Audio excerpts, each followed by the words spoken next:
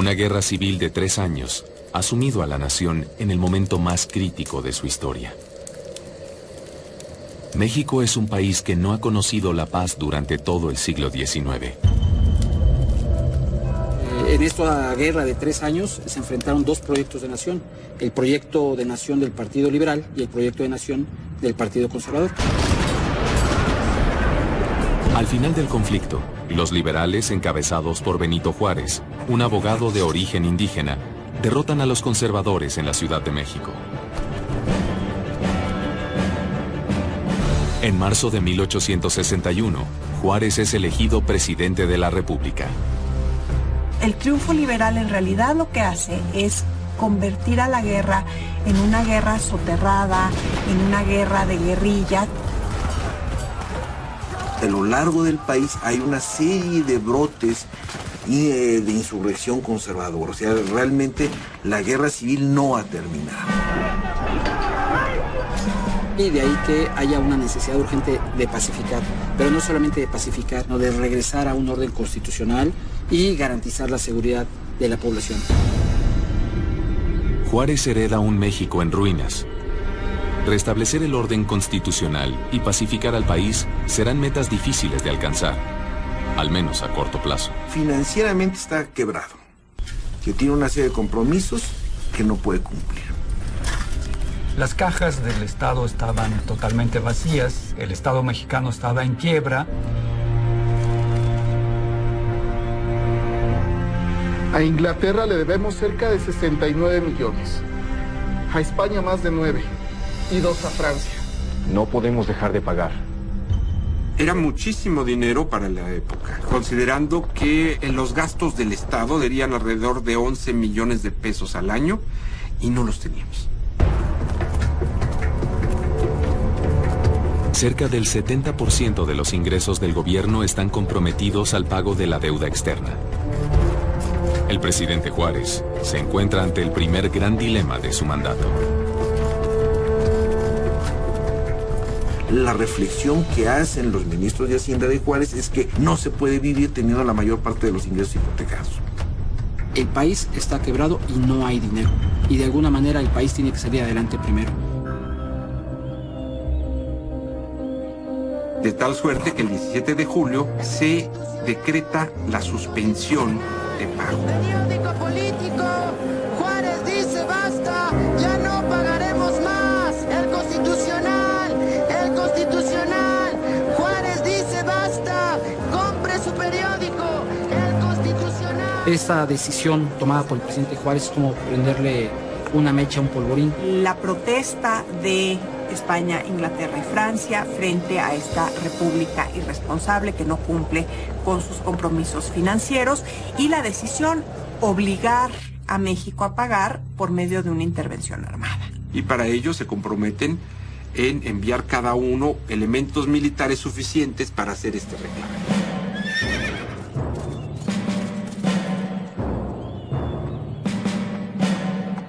Ante la posibilidad de una invasión, Juárez le ordena a su ministro de guerra, el general Ignacio Zaragoza, preparar la defensa del territorio nacional. Cuando se empieza a vislumbrar los vientos de intervención europea, Zaragoza decide, por órdenes del presidente Juárez, la creación del Cuerpo de Ejército de Oriente. Es un gran organizador. Conoce al soldado mexicano, sabe sus capacidades, sabe lo que le puede exigir a este soldado y a sus comandantes y de alguna manera lo va integrando poco a poco con las milicias nacionales de los distintos estados.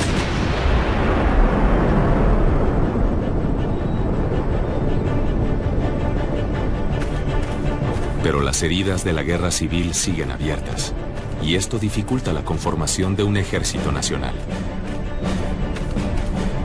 El ejército mexicano está dividido, acaba de pasar la guerra de los 3 años, hay militares conservadores, hay militares liberales que están con uno y otro bando.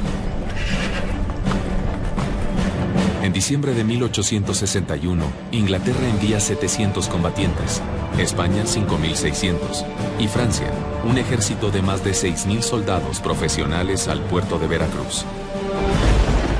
Inglaterra aprovecha el pretexto de la suspensión de pago para convencer a Francia de que hay que apoderarse de las aduanas mexicanas, esencialmente Veracruz y Tampico, que en aquel entonces eran los únicos ingresos del gobierno. El gobierno mexicano vive fundamentalmente de 2 o 3 impuestos. ¿Cuáles son esos impuestos? Todo lo que se recaba en las aduanas por concepto de importación de productos, y el otro gran impuesto es la producción de plata. Nada más. Sin recursos para pagar y sin fuente de ingresos, el gobierno de Juárez está al borde del colapso. En el concierto mundial, su autoridad carece del reconocimiento de las potencias acreedoras. Las posibilidades reales para una salida diplomática son sumamente escasas. Haremos lo necesario para que nuestro gobierno no pierda reconocimiento internacional. Solo de esta forma evitaremos un conflicto mayor. Señor presidente. Señor gobernador. Había que conseguir un hombre que lograra conciliar con ellos. Y resultó ser un rival político del presidente Juárez. Lo que va a tratar de hacer el gobierno republicano es negociar. Y envía a Manuel Doblado, que es este liberal moderado, gobernador de Guanajuato. Un hombre al del que se hablaba en los corrillos, que trataba de dar un golpe de estado al propio presidente y hacerse del gobierno. Juárez nombra ministro del Interior y del Exterior a Manuel Doblado y le encomienda negociar con los delegados de los países invasores acuartelados en Veracruz. Señor presidente.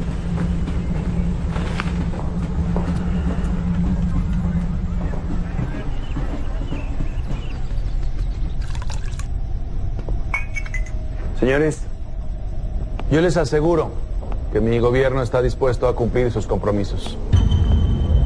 Solo necesitamos tiempo.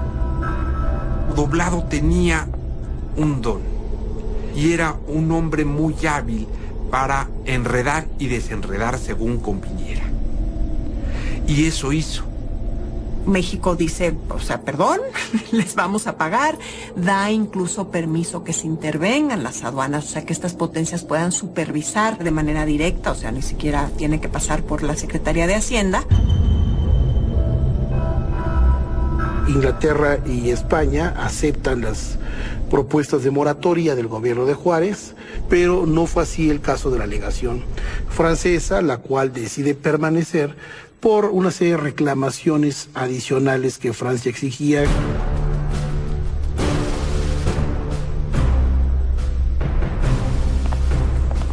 A sus órdenes, señor presidente. Juárez ordena a su ministro de Guerra, Ignacio Zaragoza, que deje el cargo y se dirija a la región de Puebla para encabezar la defensa del territorio mexicano. Cuando Zaragoza es nombrado comandante en jefe del Cuerpo de Ejército de Oriente, él ya sabía de alguna manera que las negociaciones de los preliminares de la Soledad se iban a romper. Él ya estaba consciente de que la guerra era inminente y se ve en una grave disyuntiva Ignacio Zaragoza: cumplir las órdenes del presidente Juárez o quedarse con su esposa, doña Rafaela Padilla, que estaba gravemente enferma. Me niego a dejarte. Ya los médicos la habían desahuciado y sabía Zaragoza que la mujer iba a morir de un momento a otro. Y su hija de apenas unos meses de nacida iba a quedar huérfana.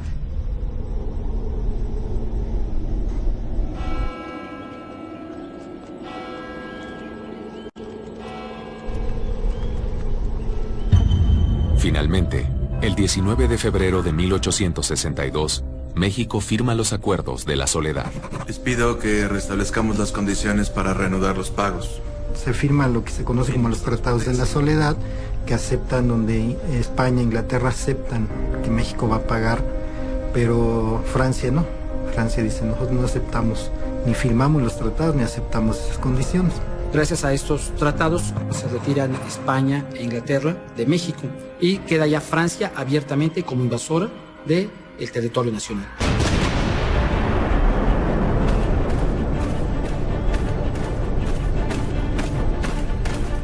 Aquí abiertamente el objetivo de Napoleón III es invadir territorio mexicano. Entre que se rompen las relaciones, se rompe el contacto, se rompen negociaciones y empieza la movilización francesa, pasa muy poco tiempo. No solamente el territorio, la soberanía y la independencia de México están en juego.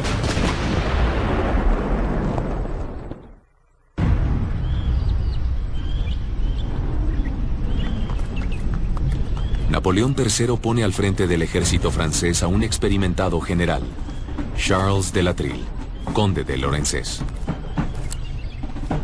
Es un veterano de guerra, realizó sus estudios en la Escuela de Guerra de París, participó en guerras coloniales en África, es un veterano de Crimea, las guerras del norte de Italia, de Sebastopol, de Magenta. Entonces es un hombre que tiene una gran trayectoria militar y las órdenes son muy claras y muy precisas por parte de Napoleón III.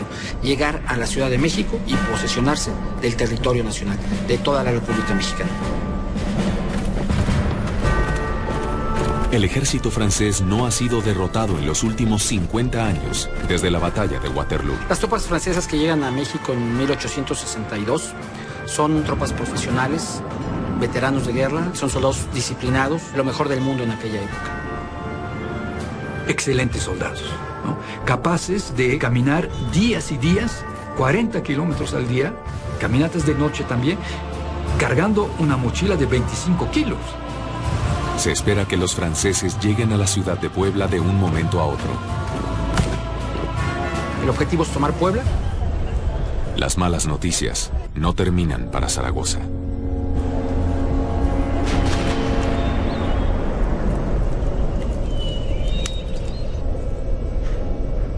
En San Andrés Chalchicomula, muy cerca de Puebla, la explosión accidental de un arsenal de pólvora cobra la vida de casi 1000 soldados oaxaqueños que se disponían a sumarse al ejército de Oriente.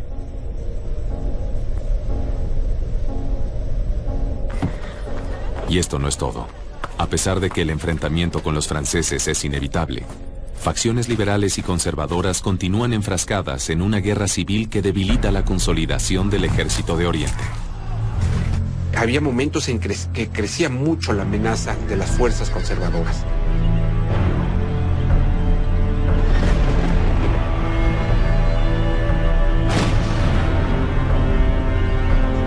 Y cuando se da este problema de la suspensión de pagos y la invasión extranjera, esas fuerzas estaban activas, seguían peleando.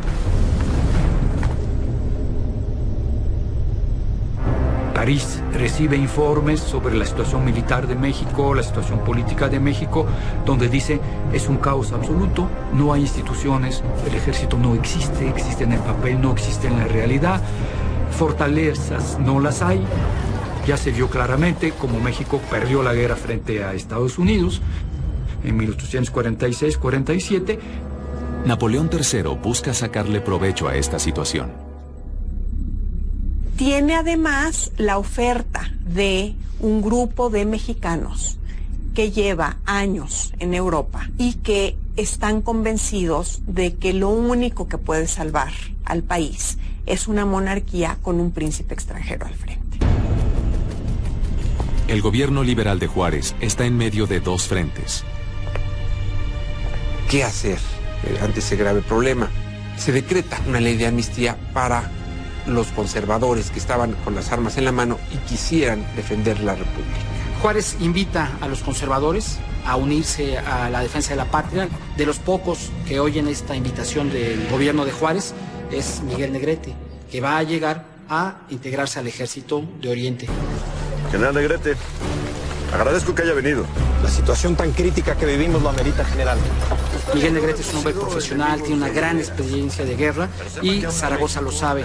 De ahí que cuando llega Miguel Negrete al ejército de Oriente, Zaragoza no duda en tomarlo para que participe activamente en las operaciones contra los europeos. En el ejército mexicano coexisten sería la minoría de excelentes soldados, con una mayoría de soldados improvisados y poco fiables a la hora de la batalla. El ejército francés, en su marcha apresurada hacia Puebla, deja sin muchas opciones a Juárez para unir fuerzas y consolidar la defensa del país.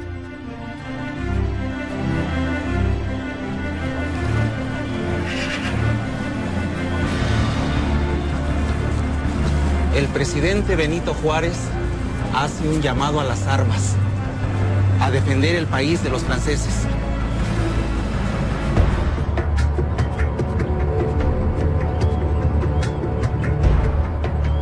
Eso también hacía que fuera un ejército difícil de adiestrar porque había mucha deserción, no todos querían formar parte de ese ejército.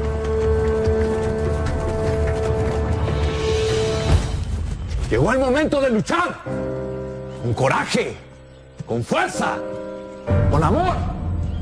¡Sí, señor! Son soldados de leva, que no son voluntarios, mal pagados, malnutridos, no hay servicio de intendencia, no hay servicio de salud.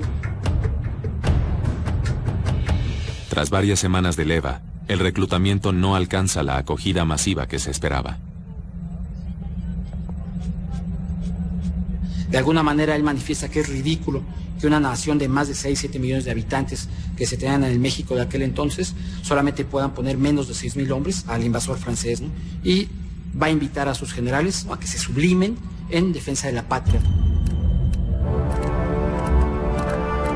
Entre los que sí responden al llamado, Zaragoza cuenta con un joven general oaxaqueño quien se encuentra al mando de una brigada de infantería de indígenas de la Sierra de Ixtepeji, Porfirio Díaz. Estos son generales mexicanos, nacidos en México, gente joven, que de alguna manera están conscientes que México estuvo a punto de desaparecer en el 48 y en este año nuevamente está ese peligro inminente para la patria y ellos quieren hacer su mejor esfuerzo por salvarla, ¿no? A diferencia de Miguel Negrete y Porfirio Díaz, el general conservador Leonardo Márquez ha decidido unirse a los franceses y prepara un destacamento de 2,000 hombres para apoyarlos en el ataque a Puebla. El 27 de abril de 1862, el ejército francés llega a Aculcingo.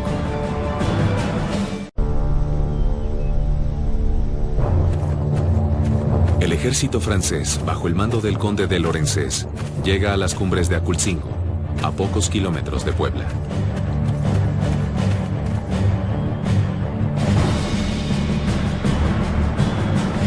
Las famosas cumbres de Aculcingo. Es un sitio estratégico espléndido para cerrar el paso.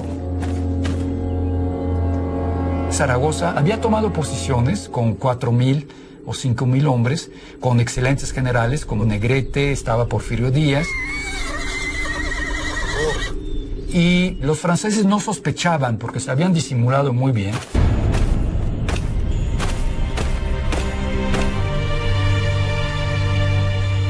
Capitán Domínguez. Zaragoza sorprende a los franceses con una descarga de rifles que da inicio a las hostilidades. ¡Arriba, soldados! ¡Fuego!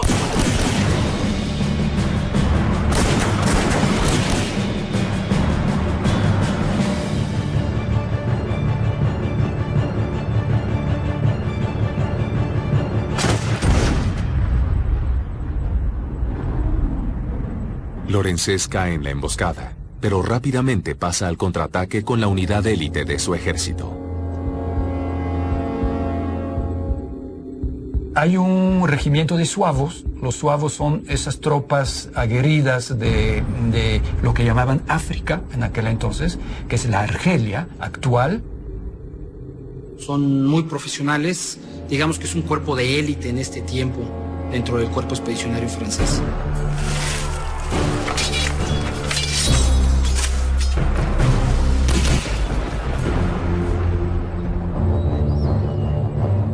Empieza el combate de una manera sorprendente. Los suaves suben al asalto.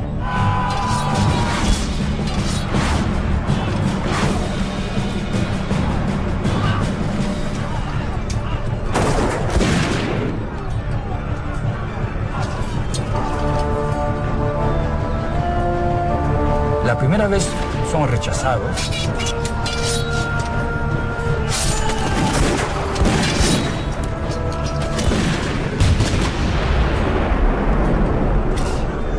La segunda vez son rechazados. La tercera es la vencida. La infantería mexicana, sorprendida por esa tercera que realmente no esperaba, se desbanda y cunde el pánico, de tal manera que los mexicanos abandonan las posiciones de la primera cumbre.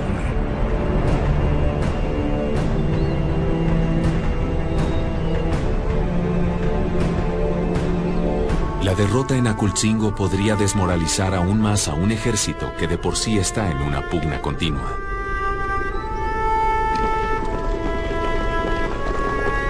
Zaragoza se tiene que replegar hacia Puebla. Incluso Lorenzés se burla de él. Ils prennent la fuite. Informer le ministère de la guerre que dès ce jour, à la tête de 6000 hommes, le Mexique est mien. Fue la fecha que escribe Lorenzés diciendo, ya México es prácticamente nuestro. Pero Lorenzés podría estar celebrando antes de tiempo. La estrategia de Zaragoza es precisamente atraer los franceses hasta Puebla, una Puebla que desde diciembre de 61, es decir, desembarque de los españoles, han fortificado. Han tenido 4 meses completos para traer tropas desde el norte del país y para concentrarlas en Puebla.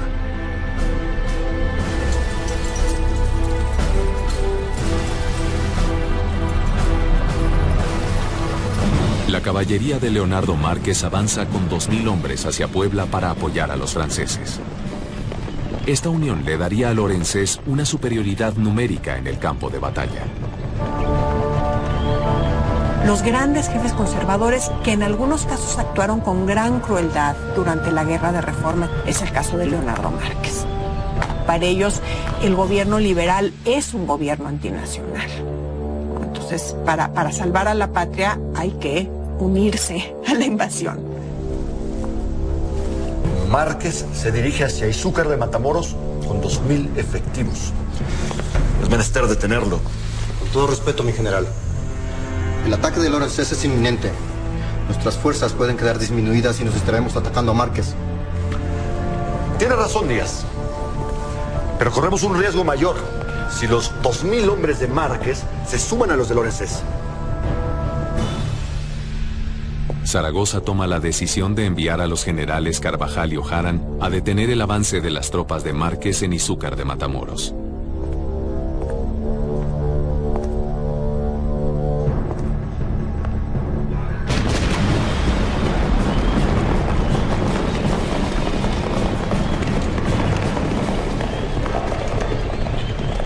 Este ejército de Oriente se va viendo mermado constantemente. Hay muchas partidas conservadoras alrededor de Puebla y eso va provocando que Zaragoza vaya mandando partidas de tropas de caballería, unidades completas, a perseguirlas, mientras el resto del ejército de Oriente, apenas 5000 hombres, enfrentan al ejército francés.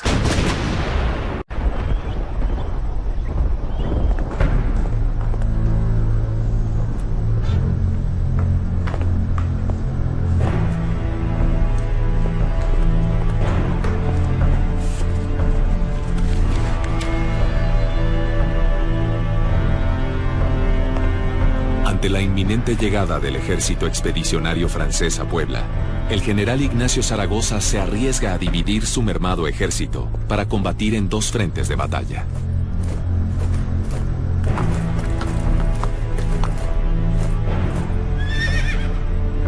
Las fuerzas de Leonardo Márquez, el ejército conservador, ya habían llegado a Atlisco. Zaragoza no tenía suficientes hombres para detener, por un lado, a los conservadores y por otro lado, para perseguir a Lorenzés hasta Acultzingo.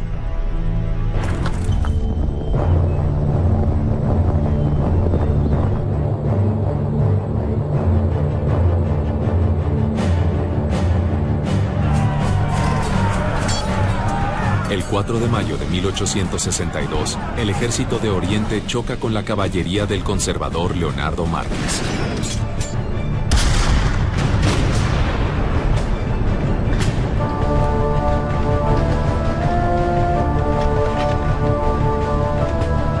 Ojarán derrota completamente, aniquila a Márquez en Atlisco y en Izúcar de Matamoros.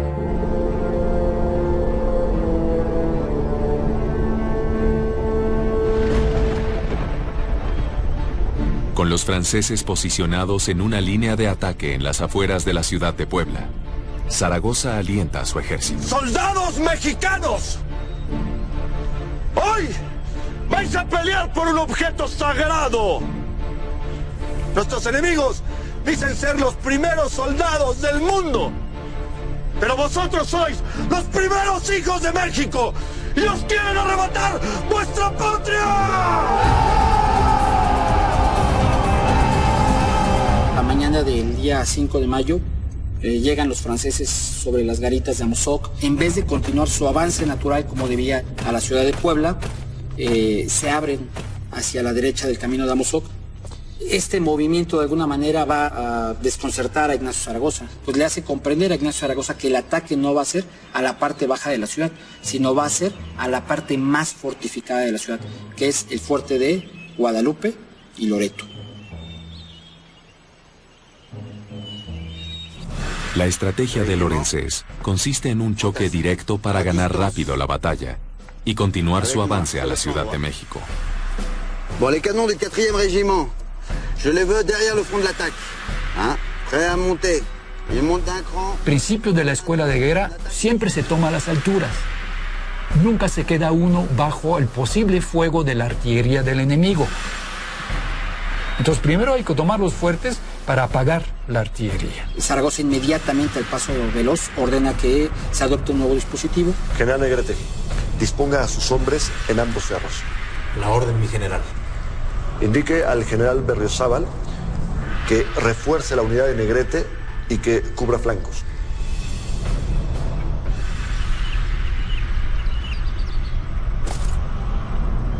La batalla inicia aproximadamente a las 11 de la mañana. Zaragoza, en cuanto vislumbra al ejército francés, ordena que se dé un cañonazo desde Guadalupe.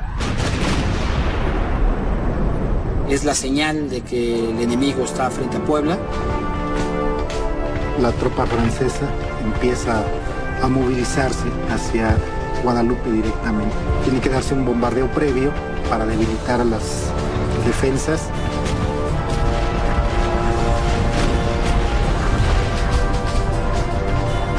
Esos pequeños cañones franceses que se pararon a 2.000 metros para disparar y dispararon durante 45 minutos y gastaron más de la mitad de su parque, ni tocaron, ni rasguñaron. El problema es que la artillería francesa estaba a 2 kilómetros más o menos del fuerte y las granadas llegaban ya sin fuerza. Avec les fantassins du régiment 3. Ante la deficiencia de su artillería, Lorenzés recurre al recurso más valioso con que cuenta, la lucha cuerpo a cuerpo. Él tiene una formación napoleónica netamente y toda la formación militar de combatir directamente con las tropas. Exalta mucho al soldado de infantería, que es el que debe de alguna manera consolidar el objetivo o conquistar el terreno. Ambos ejércitos llegan a un punto donde no hay vuelta atrás.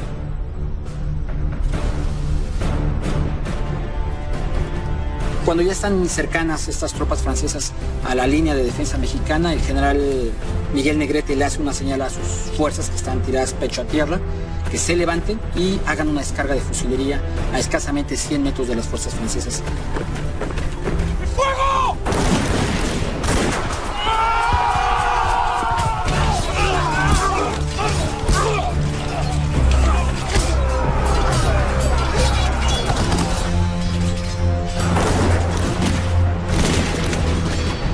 Esta primera descarga de fusilería va a sorprender a los franceses y mientras están recuperando de la sorpresa, inmediatamente los indígenas de la Sierra de Puebla salen de las líneas mexicanas a atacarlos con el machete.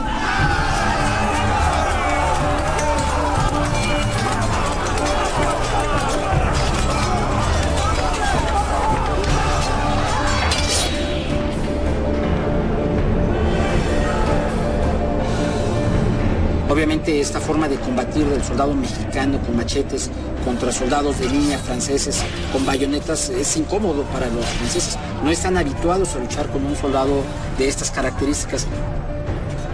Y esto provoca que ante la sorpresa las tropas francesas decidan replegarse en este primer intento. El repliegue de las fuerzas francesas es una situación inesperada para el general Lorenzés, quien aparentemente ha subestimado la capacidad y valentía de los soldados mexicanos.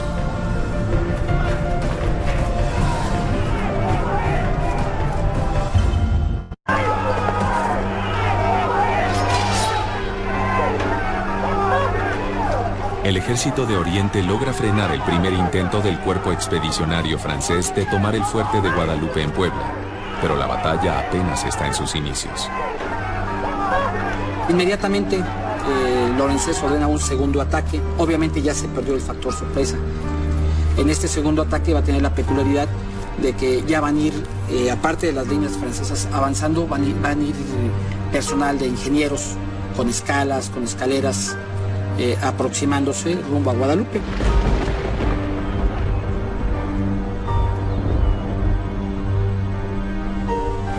Nuestra fusilería comienza a ser insuficiente, igual que la artillería. Que ordenen a Negrete y a Berriozábal que sus hombres peleen cuerpo a cuerpo, a bayoneta calada. Sí, mi general.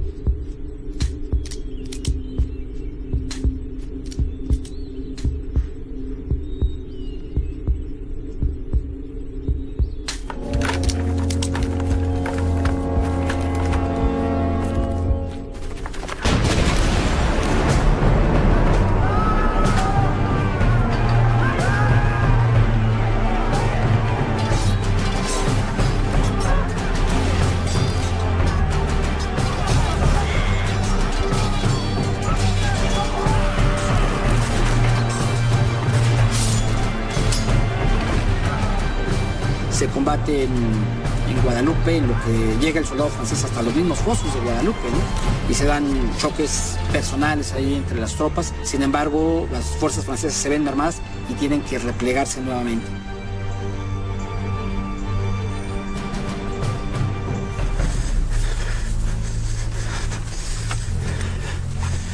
Nous ne capitulons pas. Prodiguons toutes nos forces dans cette attaque. Qu'il n'ait aucun moyen de répondre à tous les fronts que nous ouvrons. Nuevamente va a mandar una primer columna de ataque a lo que es Guadalupe, otra columna hacia el lado izquierdo de Guadalupe y una tercera columna va a atacar por lo que es el camino de Amozoc a Puebla.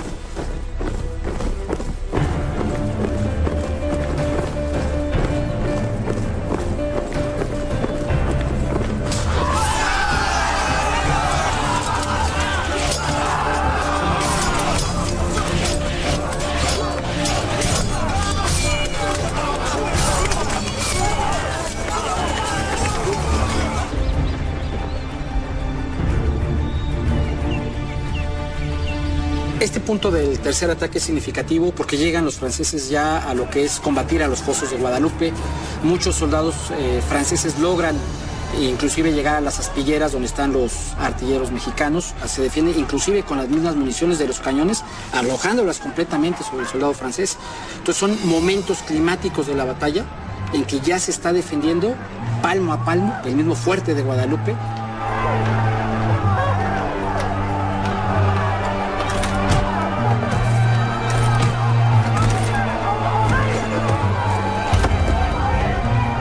Y cuando se empiezan a replegar y siguen combatiendo, Zaragoza ordena un punto que es posiblemente el más climático de toda la batalla.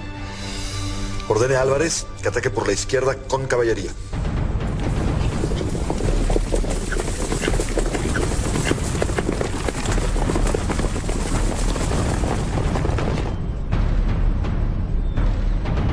Este movimiento de flanco va a provocar que el soldado francés que está combatiendo hacia el frente contra las fuerzas que están en Guadalupe empiece a recibir fuego de su flanco derecho.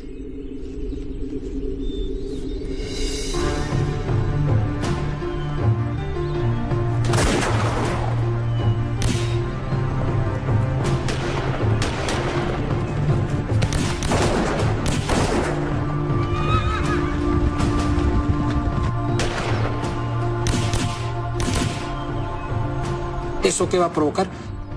Que el soldado francés se rompa en su psicología, rompe la disciplina, rompe su espíritu de cuerpo y ya nada más piensa en salvarse y se empieza a replegar.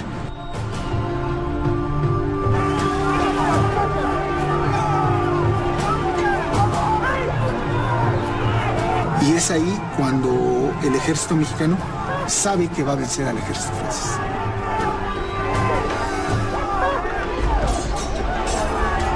Es en este momento cuando el abanderado del ejército francés rompe con un mexicano y chocan, lo mata el mexicano, arrebata la bandera y le empieza a ondear, ¿no?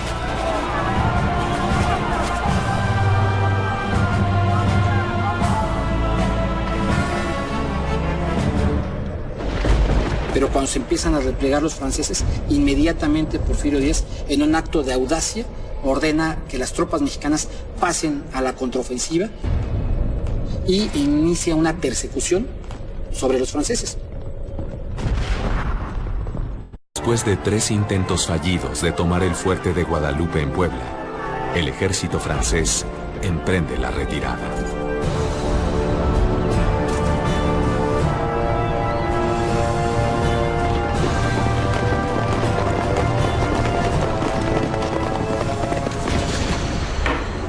Ordena el general Díaz que regrese con su tropa.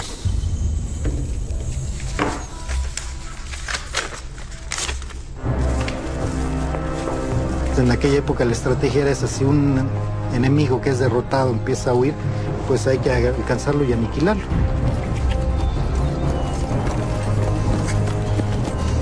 General Díaz, comunicación de mi general Zaragoza. Hasta la fecha no sabe exactamente por qué dio esa orden Zaragoza de decir vámonos para atrás.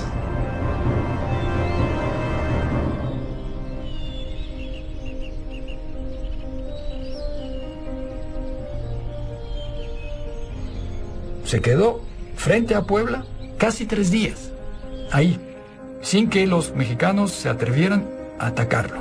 Él tenía la esperanza que en ese momento los mexicanos cometieran lo que hubiera sido un error, de salir a darle la batalla campal. Y ahí sí, un pequeño ejército profesional y aguerrido que sabe maniobrar, que sabe de estrategia, hubiera derrotado a los mexicanos. Pero muy sabiamente, Zaragoza se quedó tranquilamente en Puebla. Para Lorenzés había sido una ofensa a su tradición militar lo que le había pasado en Puebla. Evidentemente para Lorenzé este es el final de su carrera militar. Ahí sí aprendió la lección y la famosa arrogancia, muy cierta, de Lorenzé y de los oficiales franceses desapareció. Señor presidente Juárez, punto. Noticias de campaña, punto. Tropas mexicanas posicionadas en cerros de Guadalupe y Loreto, punto.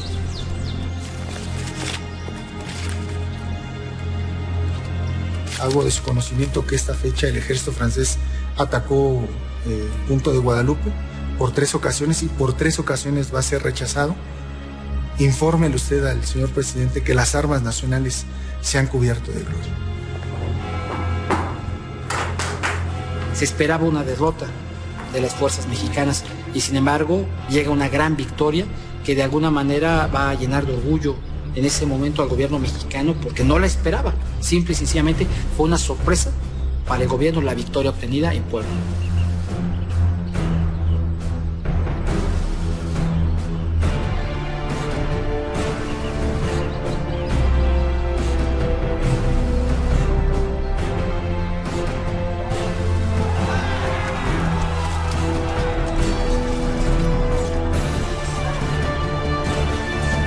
La figura de David y Goliat, el país que no tenía dinero para darle de comer a las tropas, que no tenía soldados profesionales, derrota a los soldados más importantes del mundo en ese momento. Anímicamente, el 5 de mayo por eso es muy importante. que sí demuestre a los mexicanos que pueden ganarle a una gran potencia.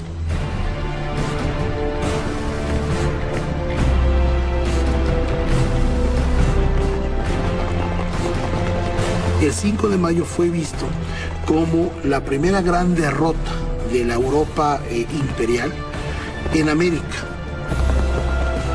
Esa generación de mexicanos que vieron que la patria estaba en peligro y salieron exitosos de ella, nos manda un mensaje a los mexicanos de esta época.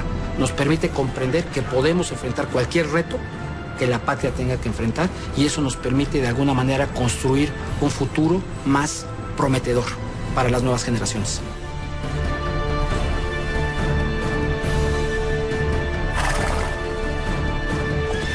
Zaragoza, en su informe, dice su admiración por la valentía de los soldados franceses, la bravura y su capacidad militar, y mencionan que los primeros soldados del mundo, los vencedores de Crimea, de Magenta y Solferino en Italia, ¿no?, los nietos del gran Napoleón, vinieron a entregar sus laureles al águila mexicana.